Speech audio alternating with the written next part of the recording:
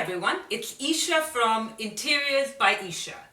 Now, a question that I'm often asked is, I have just renovated my home, or I've bought a lovely new home, I have an empty living room or reception room, and I just have no idea where to start decorating this room.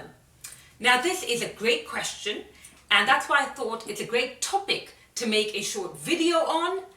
So here is my top 3 pointers in how to go about starting to decorate an empty living room or an empty reception room. Point number 1, do your research. Now, what do I mean by this? Well, going into a shop and thinking, oh, maybe I like something for the room, for the house, is really not the best way to go about this. You need to do your research, you need to buy some interior magazines, or you need to get on the internet, get on Pinterest, on Houzz.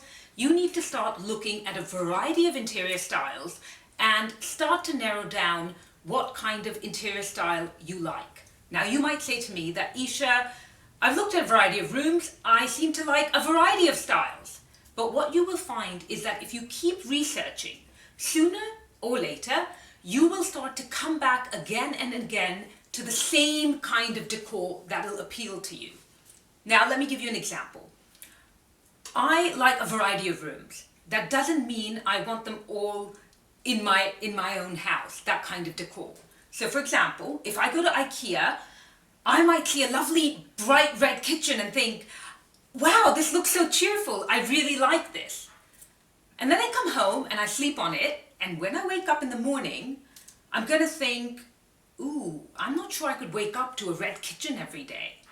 So obviously that really isn't the kind of style I want in my house. It doesn't have longevity for my taste. It is very important that you narrow down what kind of interior decor you are drawn to, what kind of interior styles you can live with. This will prevent you from making expensive mistakes, from buying wrong things that will never really come together to make a cohesive statement in your room. Point number 2. Now, if you have an empty room, I cannot emphasize this point enough. Absolutely do not make decisions based purely on a financial perspective.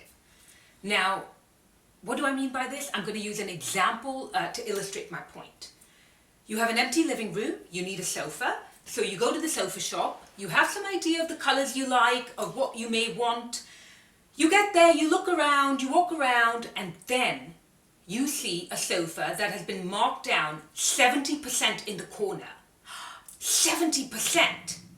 Now, I understand the lure of a bargain, so you look at it and you think, well, it's not the color I wanted, and it seems a bit short, but I think it could work.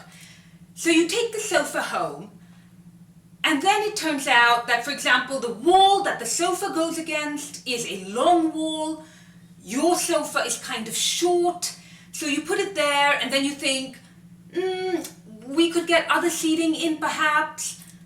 The problem is that this is what happens when we act purely looking at the financial side of things.